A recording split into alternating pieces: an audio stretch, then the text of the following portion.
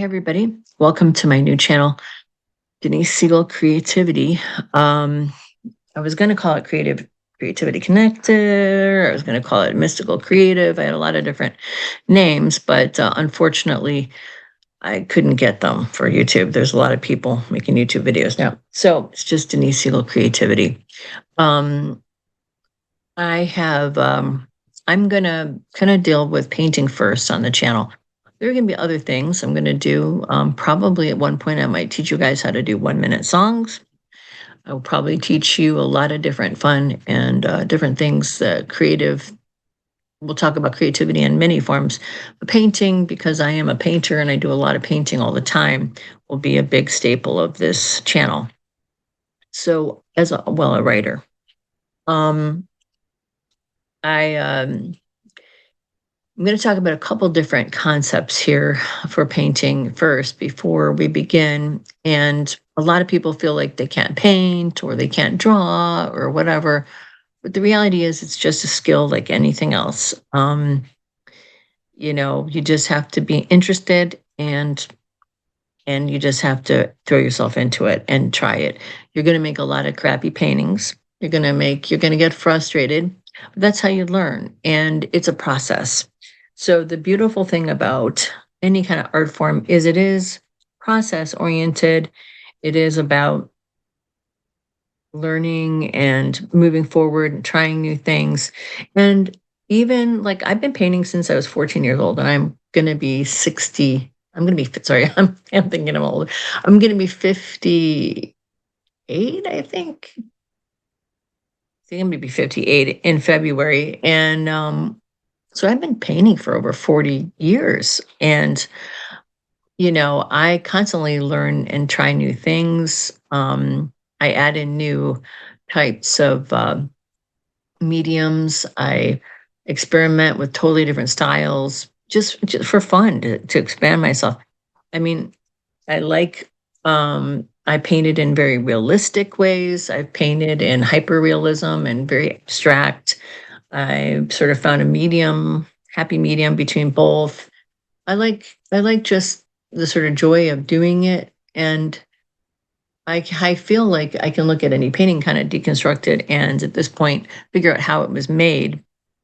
When my husband decided he wanted to start painting a long time ago, when I met him, he was in the 90s. He was asking me to try to teach him how to paint because he was trying to paint.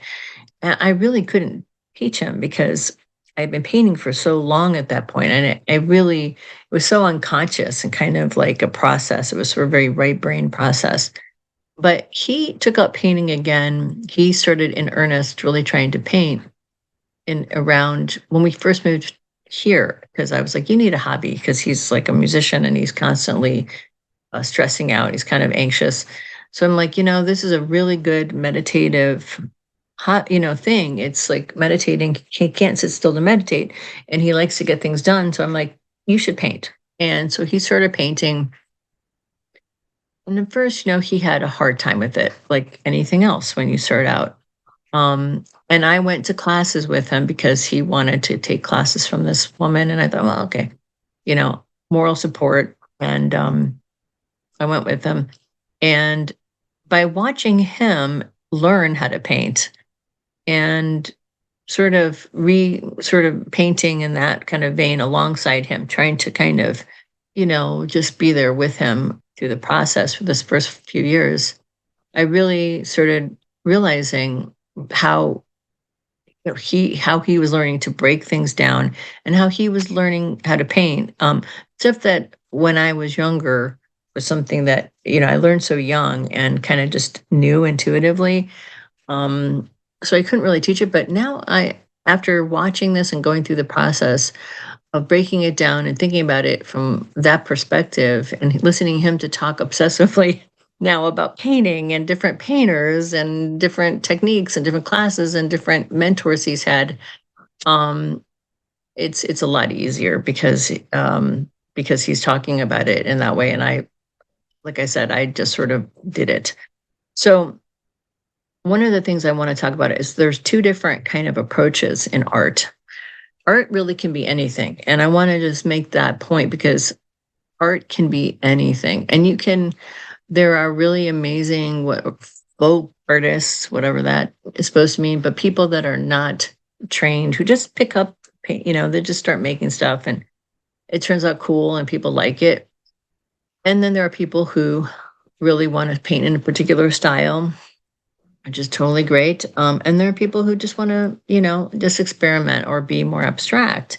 So you can go all the way from the gamut of being completely abstract, like just painting the most abstract thing, just a red canvas with nothing else on it, to being obsessive and incredibly detail oriented, hyper realistic. A lot of painting stuff online has sort of a bent to it where it's teaching you to be in a certain style.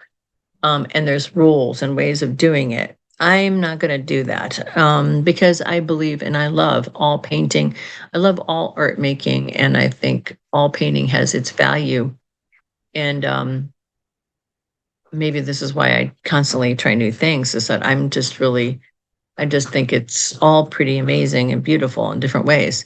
You will find as you paint that your natural proclivities and sort of sensibilities will come out, and things that what will start to happen is you'll start to notice and want to look at art in different ways and go, I really like that, or I'm attracted to that, or I think these colors are beautiful, or I think I like simplicity, or I like obsessive, really ornate work, or I like stuff that's really abstract.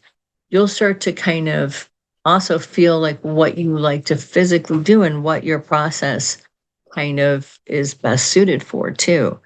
What things you fall into and what things to kind of how to get yourself out of those traps sometimes too. Sometimes, if you find you're wanting to reach a certain skill level, but you're not there yet, you just have to kind of maybe take classes or just keep practicing, and you eventually will get there. Now, the first thing I'm going to say, though, is I'm just going to teach you more traditional painting in this situation, and we'll veer off into different kinds of techniques, and some will be more abstract and some will be more realistic.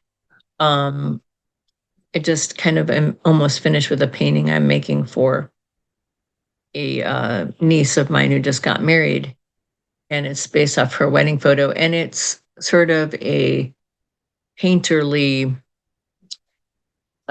realistic photo. It's not hyper realistic, it's painterly, kind of, it's abstracted to some degree, and that's kind of in general what most painting is. Let's face it, you can make photorealistic work, and that's totally great, and there's nothing wrong with that. And you can make very obsessive work, and a lot of stuff that's popular in Los Angeles is hyper sort of obsessive, and that's sort of the point of it. It's almost like the obsession and the mark making, being obsessive, is something that people find fascinating. In which case, it can be completely abstract and just about like the process of the mark making. Then there is stuff that, there was a sort of movement towards hyper realism in the 70s, and it was basically gridded out. People copied,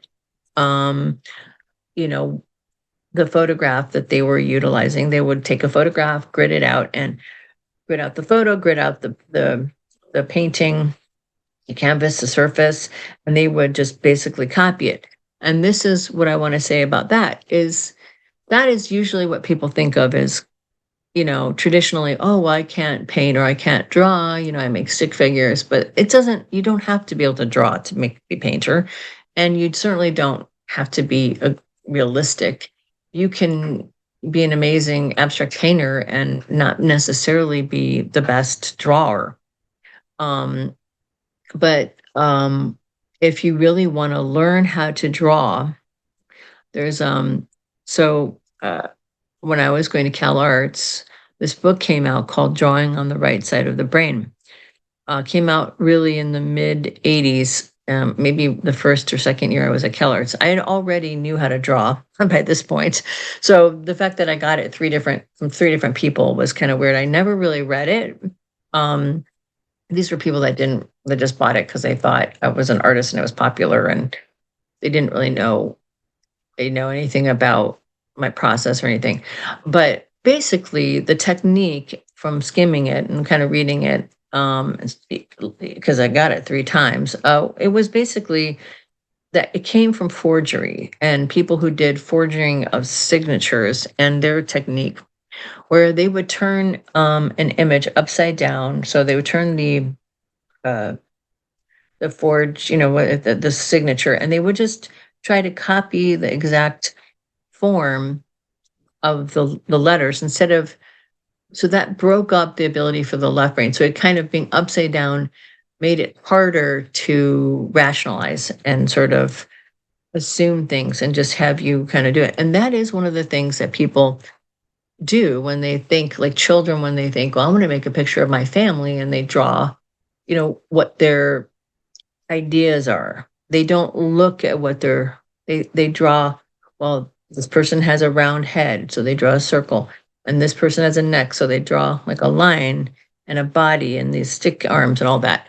But if you actually look at humans or people or whatever, you get from that sort of symbolic place into a more way of seeing the world, and a literal kind, not in a more sort of taking in what you're actually seeing, breaking yourself of the habit of the symbolic and sort of left brain way of breaking things down into ideas, into looking at something and being present in the moment, is a form of meditation. When I was a child, I was about 9 years old, and I don't know why I started obsessively drawing. I had a globe, I guess. I wanted to escape and go see the world. And I would obsessively draw exactly the every little tiny line around the country, and try to draw the map of Europe and every single little crevice and make it look exactly like what I was looking at on the map. And maybe because it was abstract already, it started making me think about drawing differently. And that's when I had this massive leap. So I kind of did what the book was talking about. I sort of discovered it at an early age by accident, just by spending a lot of time by myself and sort of being a weirdo. Um, and basically, if you want to learn to draw and you want to kind of, copy something and kind of break out of that pattern of assumption, because what happens is we assume the sky is blue. We're not really looking at the sky. Sky isn't really blue. The sky actually graduates in color and is usually more orange at the horizon line, and is actually very, has paleness and darkness in different places. And that's during the broad daylight. That's not sunset. There's always these different kinds of hues going on in the sky. And if you're not paying attention, just look blue, your mind just makes that assumption. Then you're just going to draw flat blue, and that's not going to look great. Although, unless you want that, and this is some kind of a choice of you want to just flatten everything and make it very simplified, that's a different choice. So what we're going to talk about first is how to break things down. And I'm going to check to see how many minutes I have, because I have to keep this at 50.